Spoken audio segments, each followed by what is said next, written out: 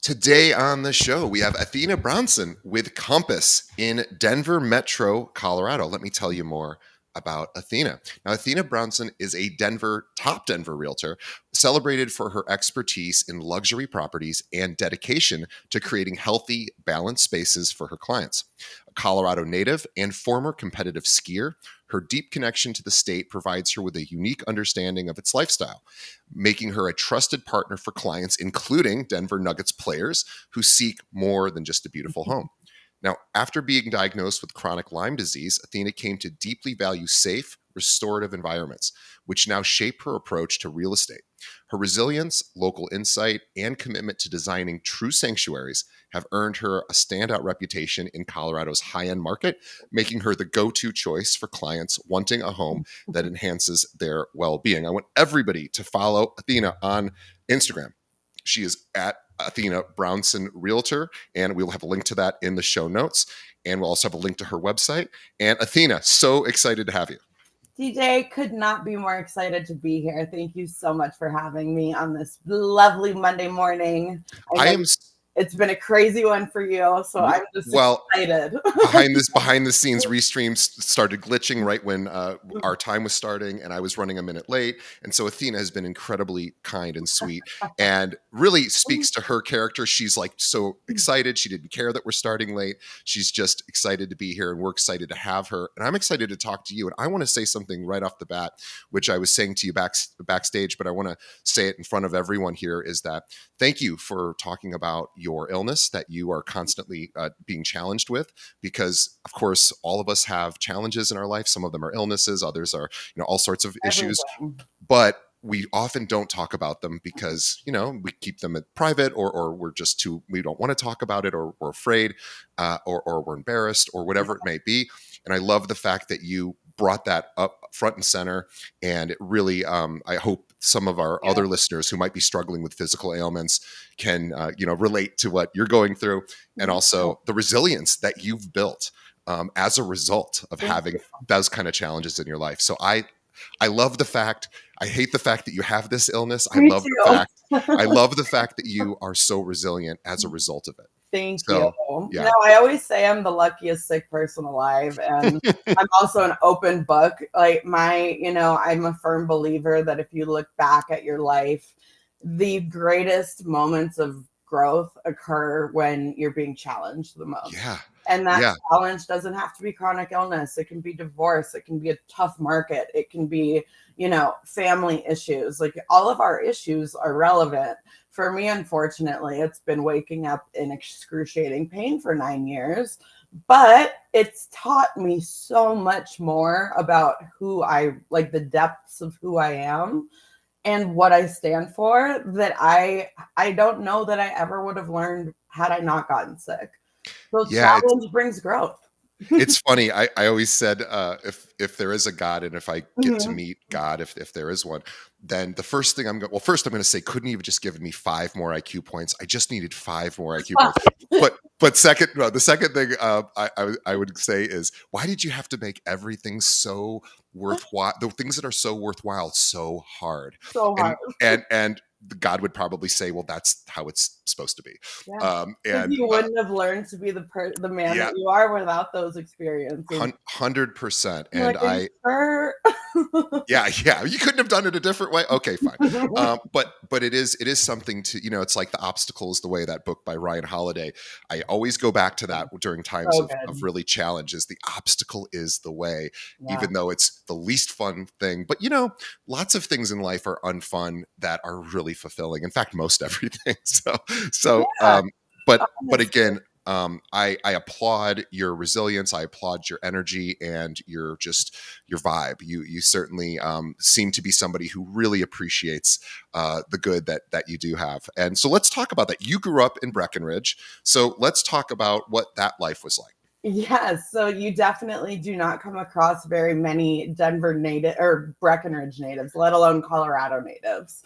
Our state is, we have over 5,000 people a month moving here. So to be able to say I'm from Breckenridge is, I had 300 people in my graduating class, and that was from 4 towns. So it all collected. But as I'm sure you could imagine, I grew up on snow. So I believe my dad always says he'd probably be arrested for child abuse at this point, because when I was 3 weeks old, he'd strap me to his chest and take me downhill skiing. I Well, don't think you could get away with that anymore. well, your dad was a professional skier. Tell us, what was it He like was. to grow up on the slopes, but also having a father who this was his livelihood, his life. What was that like? It was something that I don't know that I took as I think I took it for granted a little bit, just being so young. But the first, 8 years of my life were following him to ski races all over the world.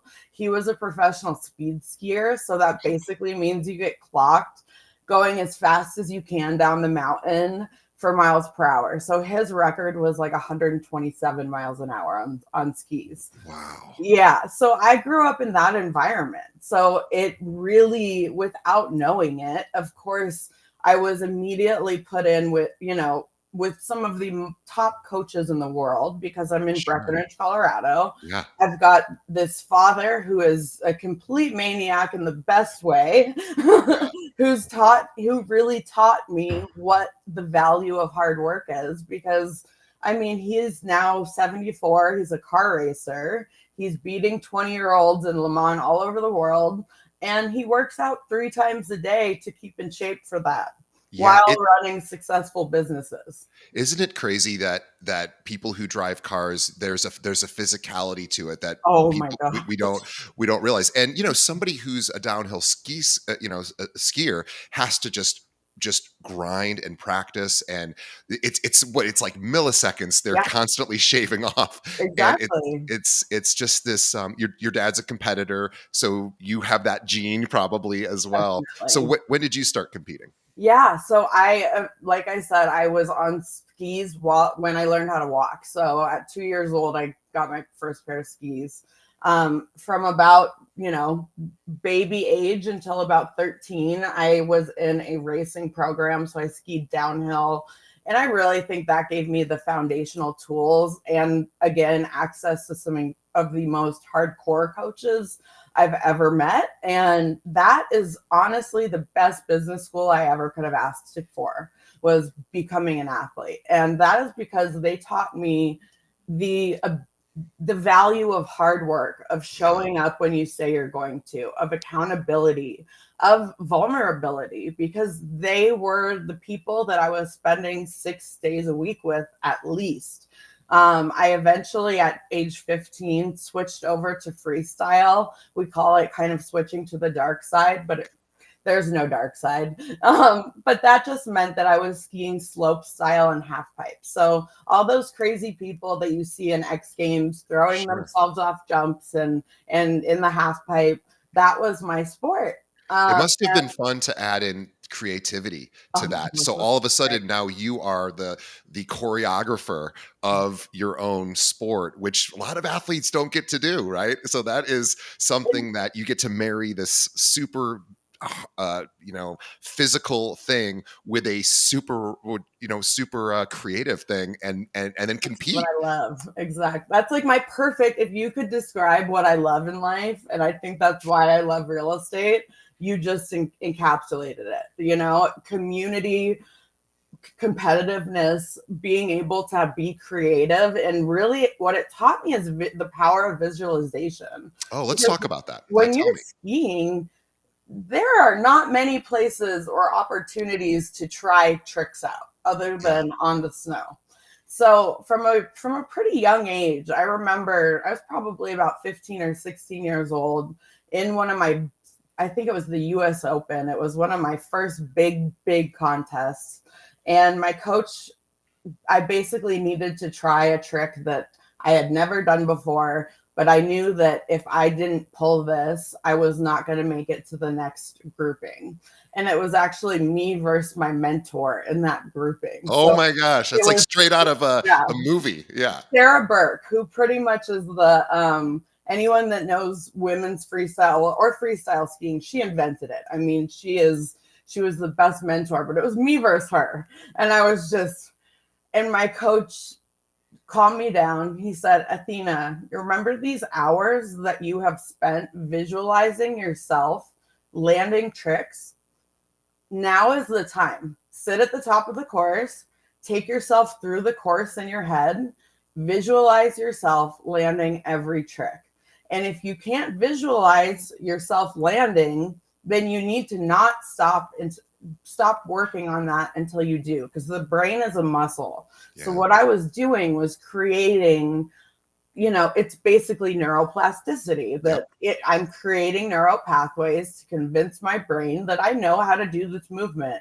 Yeah. And even though I physically haven't done it yet, in my mind I have. So I realized from a very young age the power of visualization. And I believe that that is a pillar in my life and all of our lives as professionals and entrepreneurs today, is we're always setting goals, we're looking ahead, we're looking at the future, we're visualizing where we want to be. But if we can get really concrete on those details of what that win looks like, what does it landing that trick look like to you? Is it, approaching an entirely different demographic in your market by door knocking or introducing yourself, hosting events? Like, what are the concrete steps and action plan that you're going to be able to take to get to where you want to go? And you Yeah. know what? I stomped that landing. It was my first 1080 in a competition, actually on snow, period. That's And insane. I made it to finals in my first year. So the power of visualization is something that even someone that has been, a supporter and believer in it my entire life, it easily goes away when real estate and life kind of cave in. Sure. You We forget to live look in forward. Right. We live in a very physical world that we can see, touch, and hear, and we don't always remember to go in and rehearse. Right. Exactly. There's external rehearsal, which is great, and then there's internal rehearsal, which every athlete that I've ever spoken to is a big fan of. Yeah. And it's something that I even have just now started realizing that on what I do, and I'm curious to get I want to hear how you do it. But Yeah. when I drive to work now, I used to listen to podcasts or music, Mhm. and I only have a 10-minute drive. It's very quick. But I said, Lucky. you know what? I'm not going to do that going forward, because I could spend that 10 minutes just thinking about what do I want to accomplish today, but not even just with the to-dos. Who Yeah. do I want to be today? What skills Oh, I do love I want to embody? What if I become 1% more effective at X? What if I atomic just habits. yeah, Yeah. yeah. And Mhm. so just this idea of really thinking act and then acting as if in my head, like I'm imagining I can land that sale, or I can, Yeah. do X, Y, or Z, and just pretending that Mhm. that it's possible and seeing what that might feel like. And it's interesting because at the very least, if nothing else, it primes me for when I get to work and I'm like, okay, now I know at least what I need to do today. How Exactly. Tell me how you do visualization. Yeah. So, and I incorporated it into my life and business in so many different ways. And like I said, it is one of those things that, as realtors, I think we're constantly inundated with shiny objects and things to do. And there's not enough hours in the day. So you have to be very intentional about how you're spending your time. And for me, I have to be very intentional about how I'm using my mind, because it is really, our minds are such an incredible, valuable tool that we have to use at our disposal to create what it is we want. So I honestly, a lot of my I do a lot of work with introspection, whether that's through meditation, breath work, Yeah. you name it, I've tried it, or I'm a supporter of it, probably.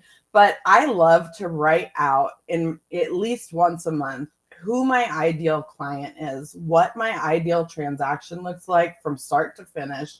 I want a detailed story about exactly how an interaction, the first interaction I make with this new client, to, well past the closing table, sitting at their new dinner table, reminiscing on our house hunt. So I do that at least once a month, where I'm really checking in with myself, because I think when we start real estate, I've been in the business about 10 years now, and when you start real estate, and even over the last couple of years, we're more in a space of yes, yes, yes, yes, because that's what you have to do to build your business. Yeah. We're constantly hustling. You're saying yes to everything, spreading yourself very thin. Now, that is the world of real estate. But at a certain point, you have to learn what your boundaries are. Who you have to be intentional with how you're spending your time, who you're connecting with. Are you showing up authentically? I always say real estate is not rocket science, it's reps. So you need to make sure that you are out there getting those reps, but at a certain point, there has to be the boundaries that you create to say no, because otherwise you're never going to learn how to take care of yourself. You won't Yeah. take care of the clients you do have, and you don't have that time to really reflect and be intentional about, okay, what does my ideal business look like? And now that I have that written out in the present tense, like it's happening, I Yep. fully believe you have to put your brain in that mode. Then what are the action steps that I need to take to get there? Yeah. You just work backwards. Exactly. And that can be really difficult to do when we're busy. But I definitely, like, for my team, we do an exercise quarterly that is really based around how our lives are balanced. And I don't believe in balance, honestly. I think that's a little But bit we of a but we misnomer. try. We try to get as Yeah. close as we can. Yeah. Exactly. So every quarter do the same exercise just so that we can look back over the years and reflect. But we look at our two biggest struggles in the 7 pillars of life, which is something a coach taught me. And it's self, family, friends, money, work, spirituality, and self-care. No, I already said self. I'm missing one. But you basically write your two biggest struggles in each area, and then from that you're going to flip it over and write two small actionable goals based on each of those struggles. And what you're doing is creating a visual blueprint for yourself for what to focus on and something that you can come back to. These are not supposed to be huge New Year's resolutions where your entire life is supposed to change, but like you said, how can I show up 1% better every day Yeah. and follow in, look at where I'm not as strong in my business, in my life, and focus on those items. Because if we're not taking care of ourselves, I mean, I'm the first to admit, I'm battling multiple chronic illnesses. My body will completely stop working if I do not take care of myself. Yeah. And even sometimes when I do, I Yeah. mean, there will be days where my joints are swollen shut. I can't walk. I can't move. I probably have a migraine so bad I can't see. So how am I preparing even for those? Right, For because those that things? is that's the real. So it's like what is so this idea of not of also not resisting what is like Yes. what we don't have to like the reality, but we have to accept that it's real, Yeah. right? So in your case, it's hey, I have these illnesses and Mhm. they're not fun, and I wish I didn't have them, but I do, and they're going to get in the way of my work because I don't know when they're going to hit. Yeah. And even if I take perfect care of myself, they seem to show up sometimes. Yeah. So this idea of the Boy Scout motto, always be prepared, is Yes. I'm sure you have plans. When this happens, this is the best thing I know to do. And then you'll test. Yeah. Did it work? Did it help me? Did it not? And I suspect you are constantly looking for solutions as well. Oh my goodness. Yeah. So I have a couple, you have such amazing questions. First of all, thank you. And insight. One of my coaches taught me from a very early time, probably before I got sick, was the value of bringing consistency to your schedule so that you know exactly what needs to get done in a week, and you can time block. But then if I have a day that I'm not able to do what that is, I can move some of those most important green times to a different day. Yeah. But what it really, I give 100% of the fact that I am here doing what I love to do, which I truly, I will be that corny realtor for life that is saying how much I love real estate. I love real estate. So the Yeah. fact that I get to have a career that allows me the opportunity to, the competitor in me had always wanted to push through the really bad days. And that was one of the biggest struggles, is learning that that is not helping me. You Right. know, there are instances where I'm not going to feel good a lot of times, but I need to show up as my best. But there are times where I need to say, hey, you know what? The reason I have such incredible teammates, the reason I've curated this small but mighty group of humans around me is so that I can take care of myself when I Yeah. need to. And I think culture and community are really the, you know, two of the biggest pillars of my business. I've worked with, you know, I have three people on my team that are I've worked with for, you know, 3, 10, and 8 years, and they have my back more than anyone ever could. And I know that I can trust them with my clients. And I think that trust is built through authenticity. So at the beginning, when you say, you know, thank you for sharing with your illness, it's, you know, this is a part of my daily life, and it's something that all my clients need to know about. And they need to know that this is not going to affect their ability to have the most successful transaction. I will be present. If I have a day where I do 4 plasma transfusions a month, for instance, that is 4 days in the hospital, literally getting all the blood taken out of my body, go through a centrifuge, take my plasma out, and replace it with like bottled synthetic plasma. So It's like dialysis for a healthy person.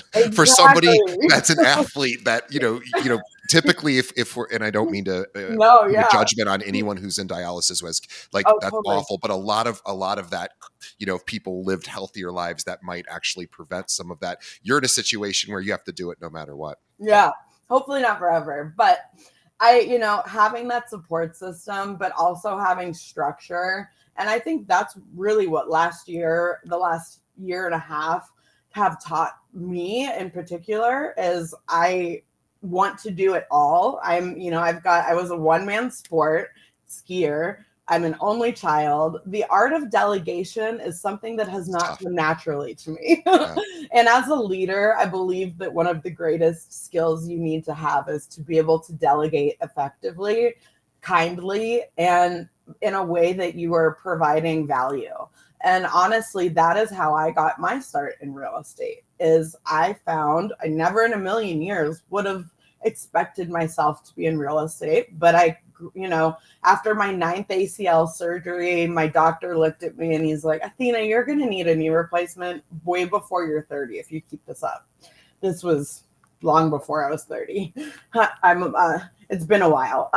But I looked at him and it was just time. It was time to hang up the skis. So Yeah. I did that. I worked with an incredible interior design firm, but I was bored out of my mind. I realized that with that skiing background, I needed to be responsible for my own success. So however much I was going to put in, I would get out of it. And it wasn't just sitting behind a desk 9 to 5 and kind of counting the hours down. I wanted something that I was building relationships. I was on my feet, running around every day. No day was the same. If I worked 4 hours a day, I was probably not going to it wasn't going to go very well. If one of my mentors at the time had said, Athena, you are the least experienced agent here. You should be at the office well before anyone else gets here and well after anyone else leaves, excuse me. So I kind of brought that mentality early on to, okay, now how do I follow a top producing agent who was actually the owner of my small brokerage at the time. He still is, John Stegner. Thank you. He let me follow everything he did for the first year of my career. And this allowed me I'm a firm believer that unfortunately, real estate school, from my experience and anyone I've talked to, doesn't teach you much. You learn the basics. You learn how to pass the test, and that's about it. Exactly. So when you're let out into the wild, so to speak, I think there's a lack of footing or understanding where to go and how to spend your time and how to be intentional and what to be doing. And if you can find a mentor that you respect them not only from a business sense, but from the way that they do business. How are they as a person?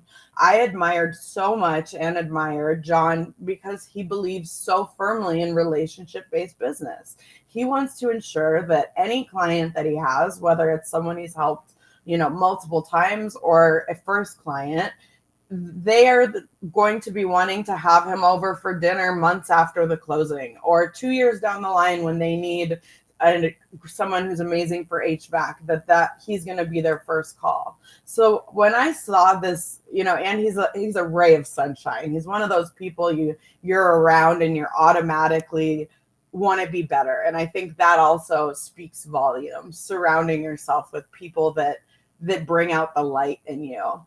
And to be able to watch every call he made, every market analysis, do showings with him, open houses, it gave me the reps that I needed to understand it as much as I could. And then one of the most valuable things he said to me, which I know was in an episode I was listening to with Lindsay this morning, was the greatest thing you can do as a young agent or a very experienced agent, if you don't know something, is you say, you know what?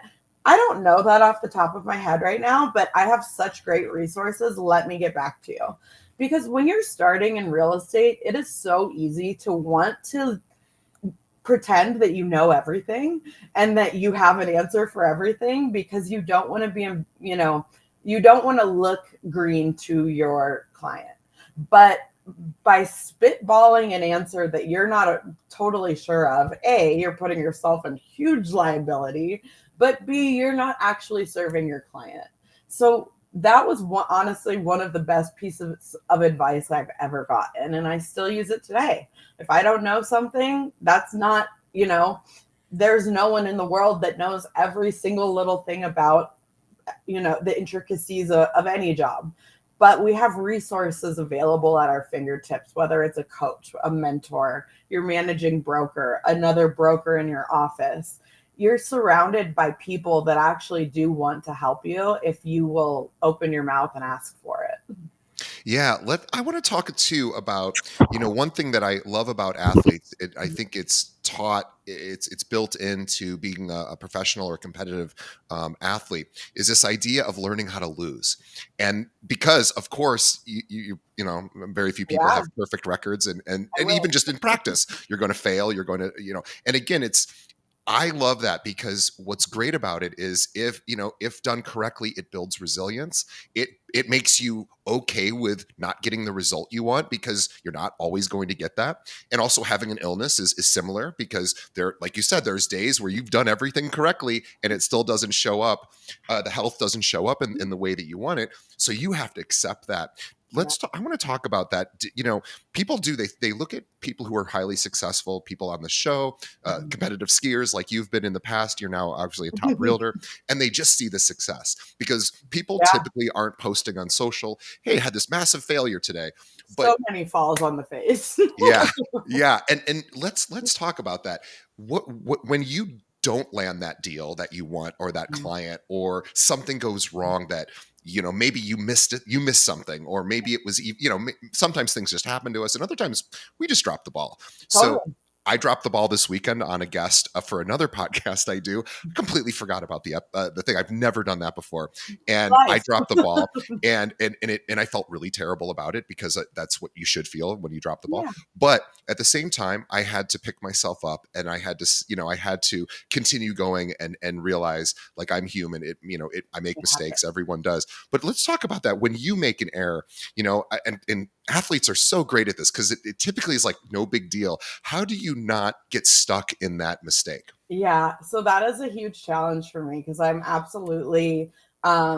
I'm a planner by nature and a kind of a perfectionist from skiing, because if we, weren't listening to our coaches, it would be okay, take your skis off, do 50 burpees in your ski boots and then go put Oh, the burpees in a ski boot. Like, yeah, not if they fun. weren't terrible enough to do, put heavy ski boots on and then do. Yeah, so there was always, that is an extreme sense of accountability, but in day to day, when I came into real estate, I think I had scored like in the 98th percentile in terms of like planning. And I believe I had my life planned. I was like, it's this, I'm going to do this. And that really translated into my day, which translated into my actions. But I quickly got, lost my health after that. Yeah. And what I learned is that anytime you tell life what your plan is, it's gonna like it's a joke. Nothing ever goes to plan, unfortunately. When Yeah. it's whether it's a real estate transaction, whether it's something personally you're going through, life does not go to plan. But our ability to pivot is the one element that is in our hands. Yeah. So when we drop the ball, I'm a firm believer in saying, first of all, I'm sorry, Yeah. this is not acceptable. Yeah. I don't run my business this way, but I'm human. I would really appreciate, the opportunity to show you a better experience. Yeah. Taking note of that, but not it's a really difficult not to take it personally when you mess up, because you want to give your clients the absolute best. You want to be perfect for them.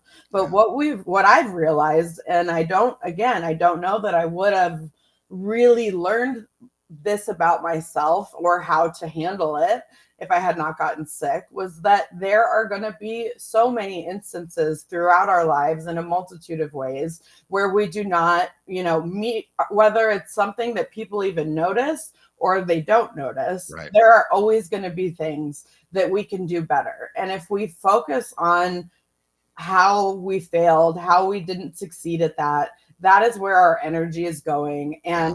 And your client is going to feel it.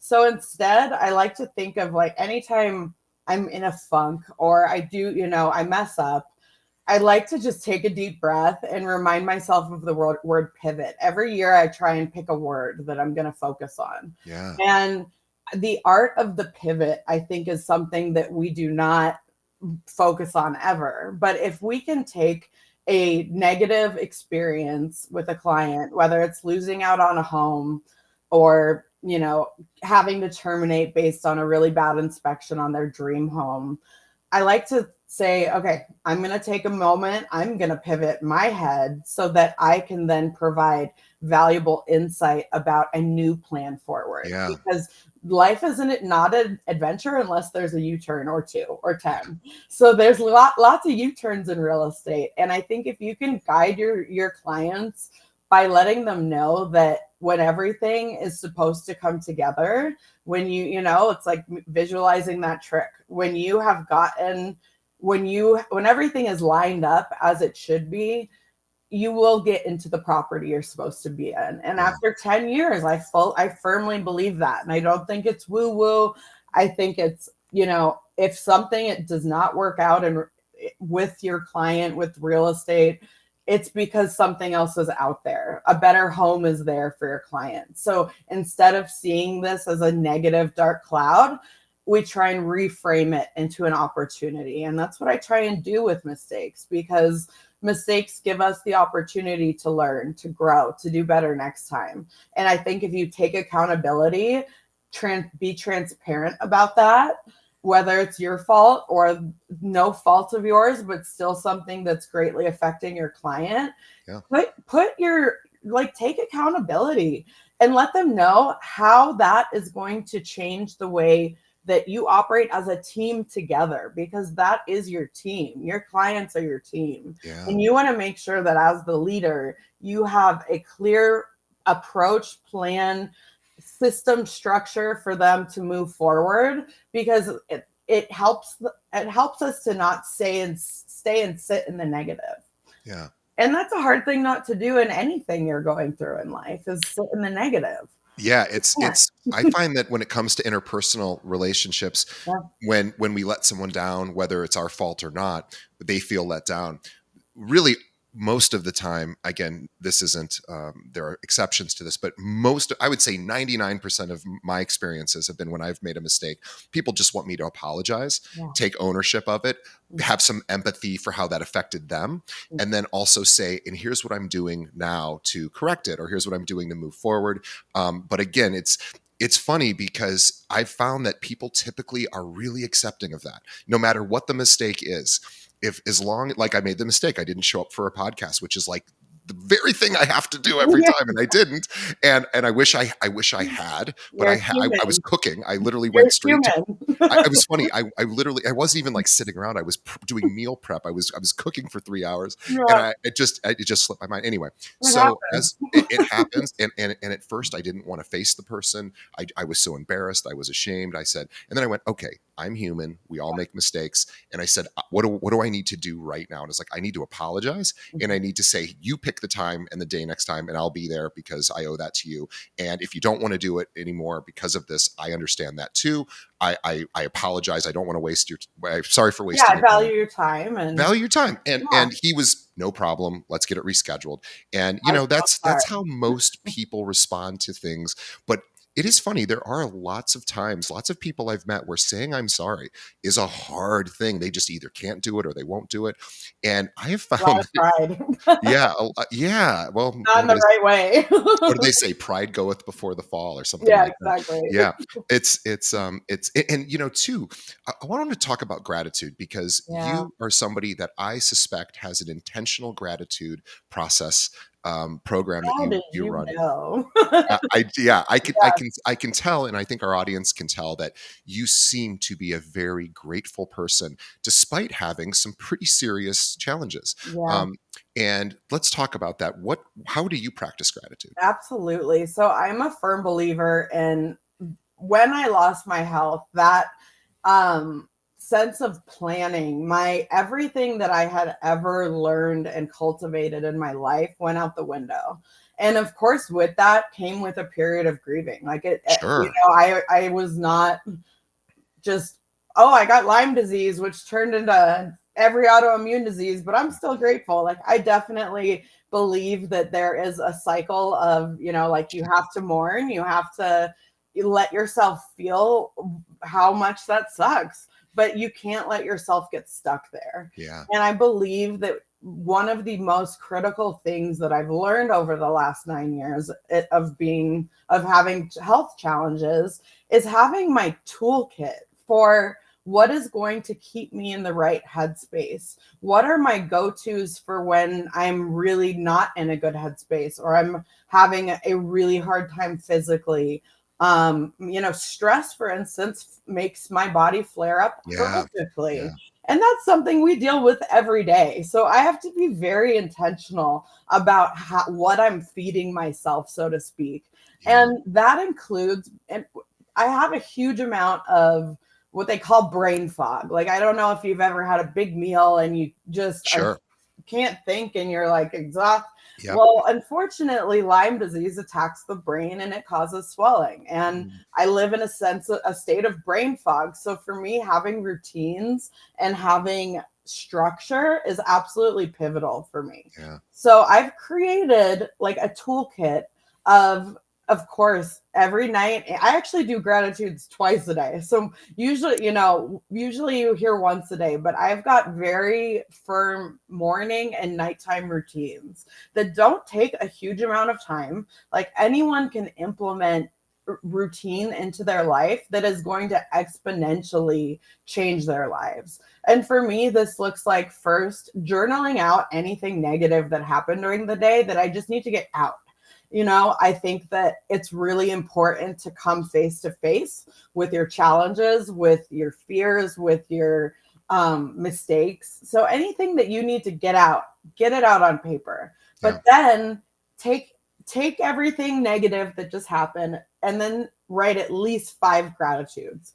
Write 5 things every day that you're grateful for that are not the same as the day before. Don't write the same thing, Yeah. 5 things every day. We have so much to be grateful for. Like I said, I am the luckiest sick person in the universe. I have incredible access to medicine. I have access to medicine. I have health insurance. They're useless, but I still have it. I have a supportive family, a supportive real estate team, and I have opportunities like this where I can connect with others that are going through struggles. To Yeah. me, that is something that I am grateful for every single day, but there are 100 million other things that I'm grateful for. So Sure. making sure that I'm focusing on the good and not focusing on the fact that my hands feel like they're in a fire because of the nerve pain. Next, I really, really, I try every night. I always say I've become a very big night owl due to Lyme disease. It's a nocturnal bug, which is very Oh, strange. My entire life I was up at 5 a.m. to go to the gym before the mountain, and now I usually am like, I can't sleep until 4 a.m. So what do I do at this time? But I read. I take something, and usually it's, something for self-improvement. Like I'm reading Atomic Habits right now, and I yeah. take that into every day. It's how can I be 1% better? And how can I take so much, our access to information right now is so incredible. We are So so lucky to be living right now just mind blowing. because I grew up, it's funny, I grew up pre-internet, and the internet didn't even really become a thing. Browsers like around 94 or so, and that's when I started college, and you sort of had access, but even then it wasn't, You're we probably didn't going to really the have. library. Yeah, right. You were still heading to the library, you were still Yeah. looking at encyclopedias, and I used to fantasize about just getting answers to things. And now we are so lucky, and especially with things like Oh ChatGPT, my it's not God. always accurate, but it's we can literally ask questions, and Yeah, it's like we have that oracle at Delphi that, we would. exactly. Yeah, so you're right. So there's so much to learn. Yeah, like how are you, and one of my coaches says, how are you, every day is an opportunity that you might meet the person that changes your life. And how do you want to show up? How does the person that you want to be to meet that person, how do they present themselves and show up every day? So what do you need to do mentally, physically to get yourself into the headspace where you feel confident that if you met the person, the developer that was going to hire you to sell for the rest of your life with them, that could happen any day. Yeah. So what are you doing? And you don't get to pick the day. No, you don't. It could be your worst day ever. But that's why it's so important to make sure that we have these practices in our lives. And for me, like you said, I think it's amazing to sit in the car and be really intentional with your thoughts, and kind of use that as a time for introspection. For me, I know that my car time is my time to catch up on podcasts, Sure. on master classes, on audiobooks. Like we spend so much time in our cars, but this Yeah. is actually a gift because Yeah. we It's a learning machine. it's literally like you are just sitting in your car and you have the opportunity to learn just about anything you could ever dream of from the best of the best. Almost for Use that free time. as Yeah, well. literally, like, and if you're not in a good mood and you're headed to a big meeting, maybe that looks like pumping some rock and roll and just Yeah.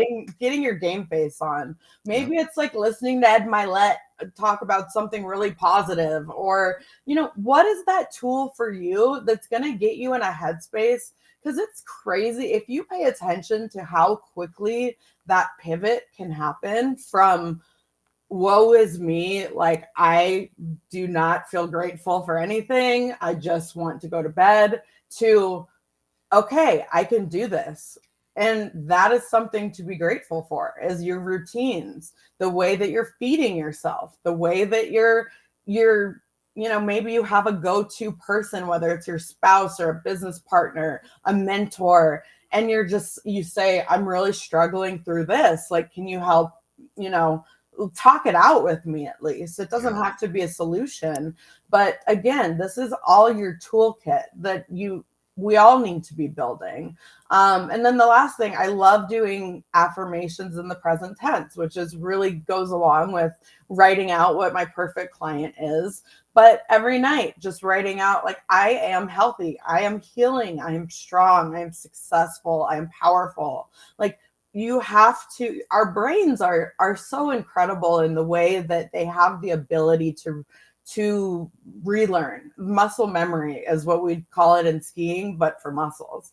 But your brain has neuroplasticity, meaning if you get yourself into a state, like for at nighttime, I love to do binaural beats, Yeah. basically different Yeah. frequencies. Yeah, because it puts your brain in a state where it is able to become more like your neural pathways will be opened.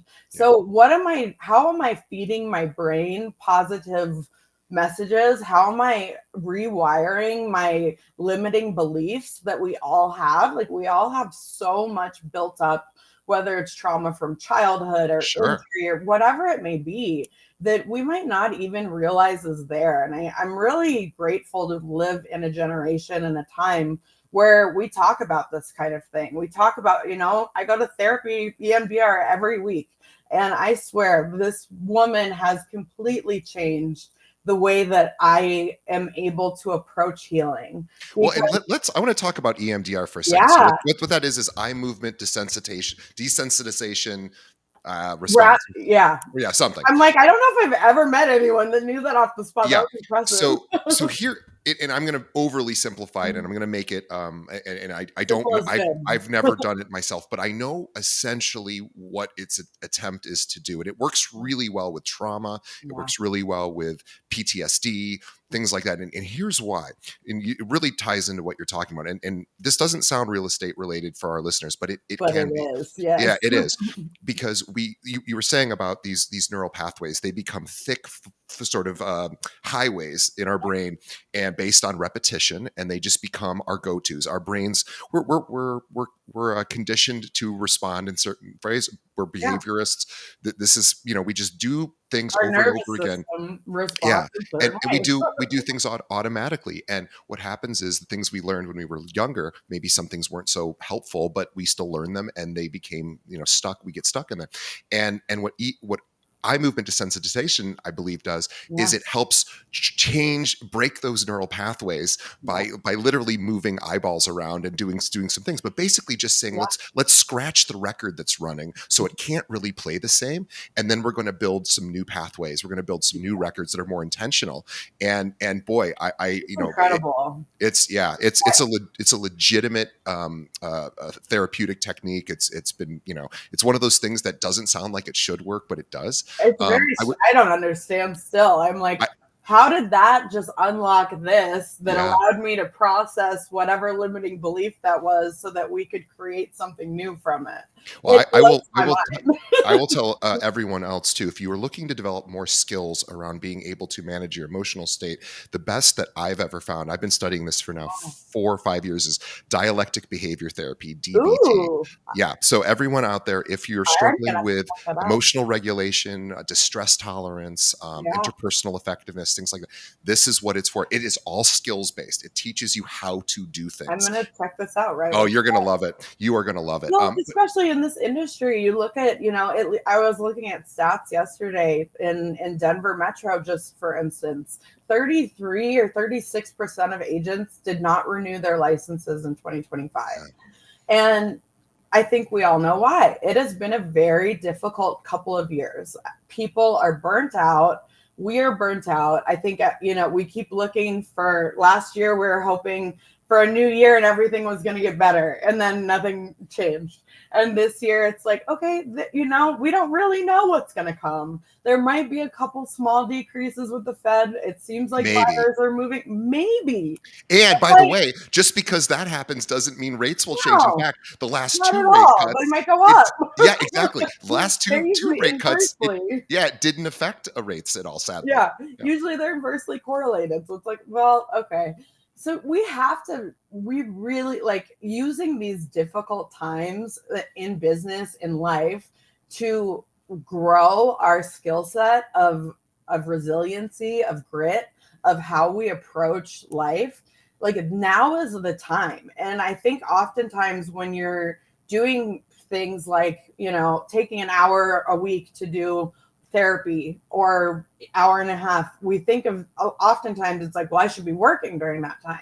But what we don't realize, and I felt the same way, and I lived by I lived and died by my schedule of no, I don't do that kind of thing. Like this is my work day. But what I didn't realize is that by doing those activities, by making sure that you're getting your workout in, by making sure that you're going to therapy or whatever it is for you that's helped cultivating the best parts of you and helping you grow as a human, that is what is going to allow you to overflow into other people's lives, to show up as your best self, to have less bad days, because you're learning the skills needed to be a successful human. And we're all human at the end of the day, you know, whether you're looking at your idols on $1 million listing or something. I don't know if whose idols they are, but whatever it is, like we look at these people and you think, okay, they must work 12 hours a day with absolutely no breaks, and you can't, you can't have self-care in there. But it's what you realize when you start implementing, these must do activities from your toolkit of, okay, I know that if I don't work out a certain number of days a week, that I am not going to be as effective mentally, emotionally, and I'm not going to, I'll probably be a little bit more irritable. So I know that if I'm not doing those things, that I'm not going to be the best broker I can be for my clients.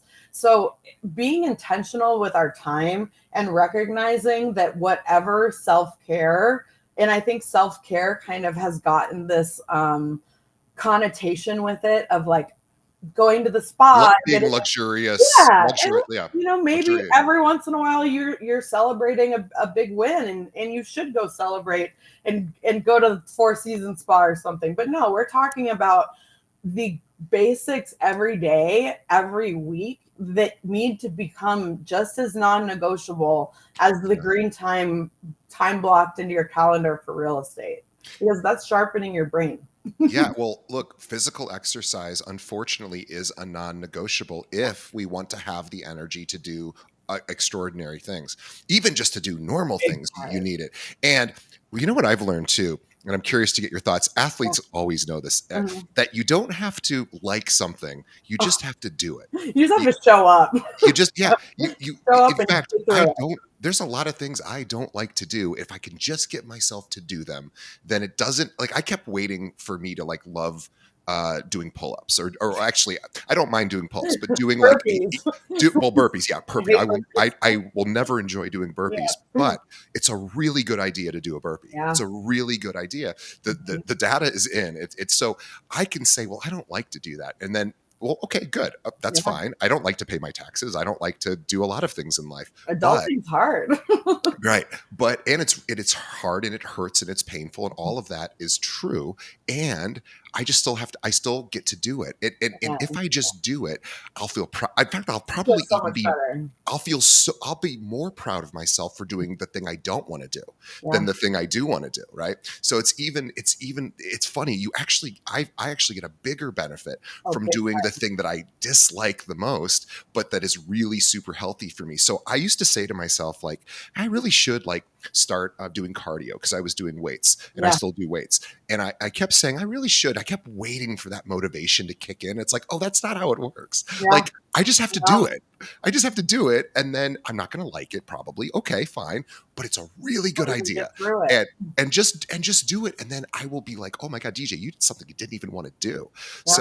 So Honestly, that's how I live every day. I mean, yeah. I used to spring out of bed in the morning. Now getting out of bed is literally the most painful, difficult experience ever. So I have like, okay, I'm gonna get my podcast on that's gonna motivate me to like drag myself out of bed.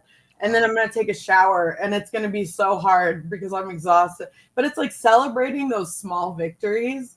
And then when you start, when you continue showing up for yourself when you don't want to, it creates a sense of self, like accomplishment.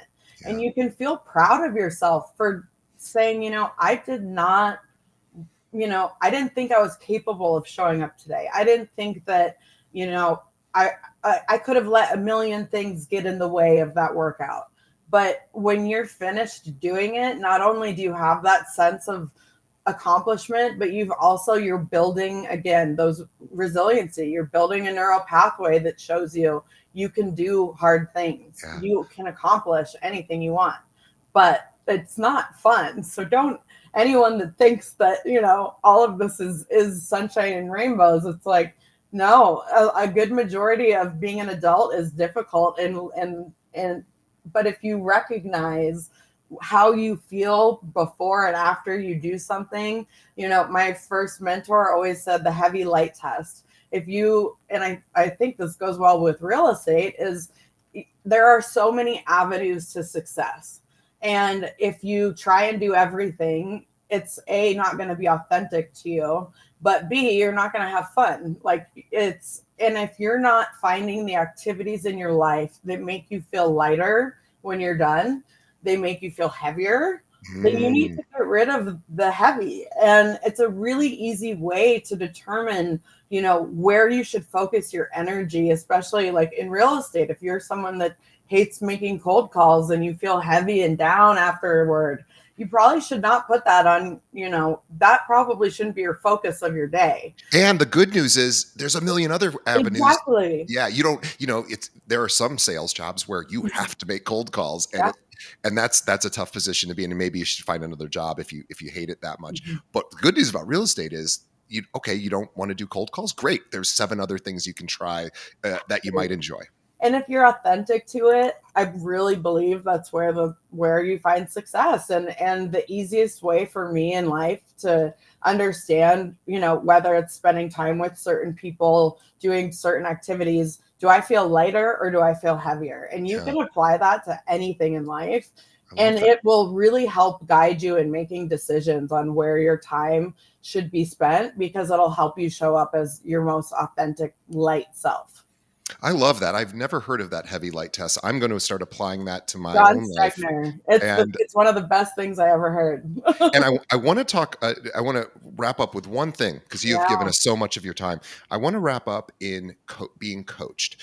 Let's talk about the importance. You were a professional athlete. Every professional athlete I've ever met has a coach.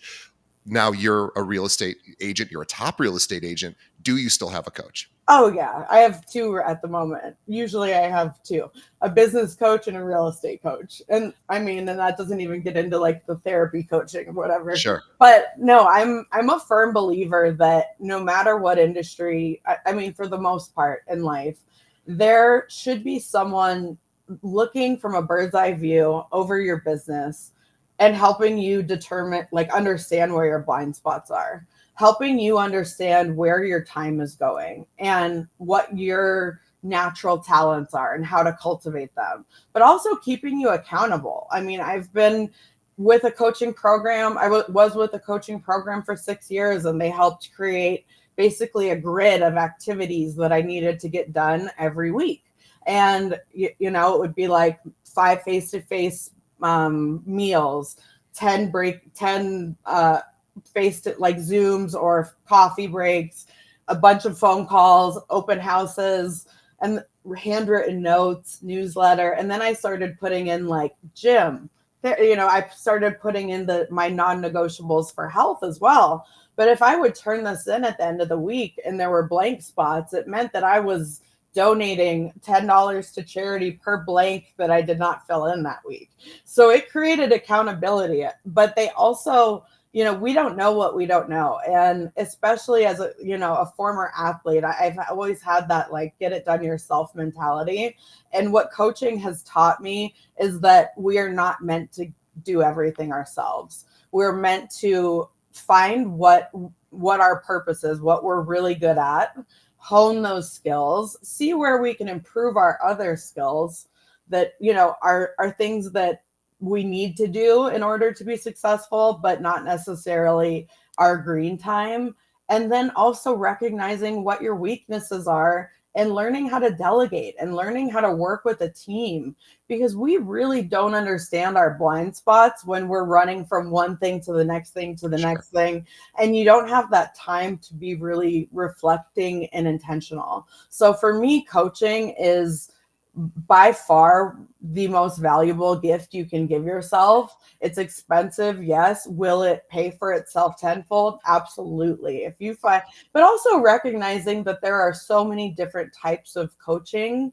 Um, like I guess just different types of coaching, and you need to really do your research, go to conferences, talk to different coaches, on Zooms, really interview them as well to find who you feel you align with, from not only a real estate standpoint, but from how they live their lives, because you want to be learning from someone who you admire in all aspects of life, not someone who's selling 300 homes a year, but is divorced because they were never home, lost custody of their kids, sleeps under the desk. Like, that is not the person probably that you want to be learning from, unless that's how you want to end up. Sure. So understanding that we all need accountability, and we all need someone that's not afraid to give it to us straight. And that's what coaches are there for. Yeah, I love it. Well, I think that is a perfect place for us to wrap up this episode. I could Athena, talk to you forever, so thank I you. would love to continue talking with you, and I'm definitely going to have you back I would love because you have a lot of wisdom and you've given a it. lot of your own personal processes to our audience. I hope our audience can take some of those and Me apply too. them to their own life. This is, we're not in practice. This is the real world, and we get to Yeah, make decisions, and we get to architect our own life, but it requires some intentionality, and it's time to slow beautiful. down. I suspect you probably don't spend a ton of time scrolling on social media. Maybe you do, but we all have ways in which we, Yeah. probably should spend our time more effectively. I certainly fall into, I waste time in lots of ways, Oh, we and all do. we all do. But this is where coaching comes in, and this is Yeah. where having other people in our life, we don't have to do it all ourselves. And in fact, we can't. And so, this idea of having a community, you've got a community of coaches. You talked about you have health coaches, you have business coaches, you have, I bet you have coaches for every I part. call my team my coaches too, because Me they too. call Yeah. me out also. I love it. I I always tell people this, that I have somebody that wakes me up every morning at 6 a.m. She Yeah. calls me, and it sounds, I don't know how it No, sounds to I've people, been there. but Yeah. yeah, well, and the reason I do it is it's not easy for me to do that, and I've become better at it, but Yeah. I know I won't let somebody else down. I'll let myself down Yep. easily, but I Hmm. won't let somebody else down. So now I wake up 5 minutes before she calls me, and I message her, and I'm that makes me awake. feel, yeah, it just makes me Yeah. feel proud. Now It's a I'm still win. gonna, yeah, but again, it's systems. Like, you have systems, but you need other people to help you with your systems sometimes. Yeah. And there's no shame in that. I used to be kind of embarrassed. Like, I have about 48 and I still have to have Oh, somebody wake me up, but it works. no. I used to Yeah. have someone have to come to my house and physically wake me up because my body just wanted to sleep Yeah. 24 hours a day. I would Yeah. have people come wake me up in the morning at my house. And I'm Yeah. like, you That's just humbling. got to do what you got to do sometimes. Yeah, and this idea too is this: we can rely upon others, Yeah. and some people will let us down, and some people won't be there for the entire journey of our lives, Mm. but some people will, and some people will come and go. But boy, isn't it great Oh, that you can allow yourself to fall apart a little bit here and there, and let other people prop you up so you can fall apart. oh my It's gosh, it's beautiful. I mean, Yeah, honestly, that really is the heart of authenticity and being vulnerable. And we're in an industry that's very one person dominant, and if we can build community, it's the greatest gift we can give ourselves. love it. Well, Mm. Athena Brownson is our guest today. Thank I want everybody to follow her on Instagram, Athena Brownson Realtor. We will have a link to that. It's Brownson, Brownson. So, Athena, thank you so much. You are an inspiration you. to all of us, and you are a great reminder to us about, obviously, get to work, but be intentional and take care of yourself and build in hard things to do, because that's You how can we do get it. to that next level and pivot. pivot. That's, you know, it's funny. I'll give you one quick pivot story as Yeah. I'm exiting. This just happened to me a couple weeks ago. I woke up and I was feeling really blue. It just happened. Yeah. I couldn't even tell you why, Mm-mm. but it was there. It just happened, and I was like really a little bit depressed and sad.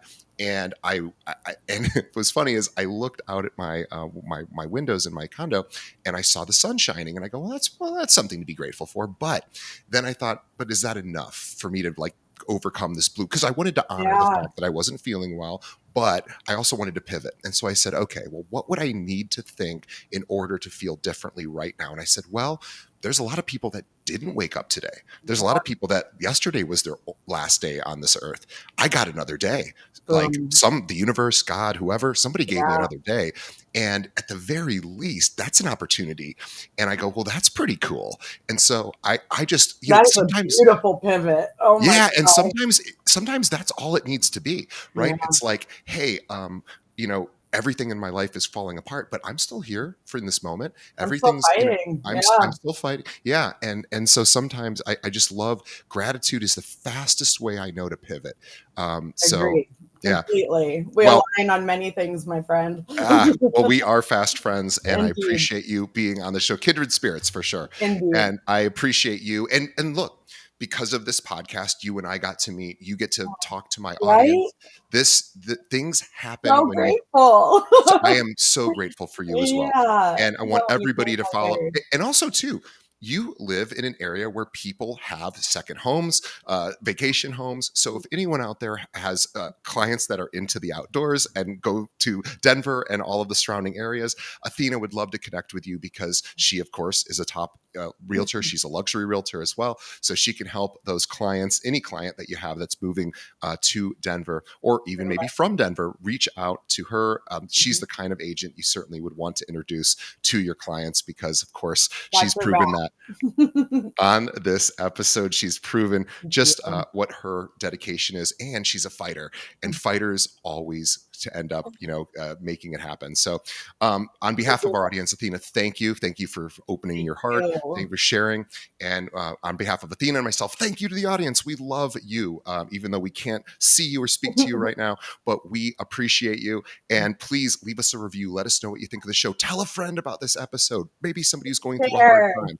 This is the episode to send them because they might just get a little bit of perspective and maybe it'll give Hope them so. the courage to pivot. So send them a link to this episode and we will see everybody on the next one. Thank you, Athena. Thank you so much for having me.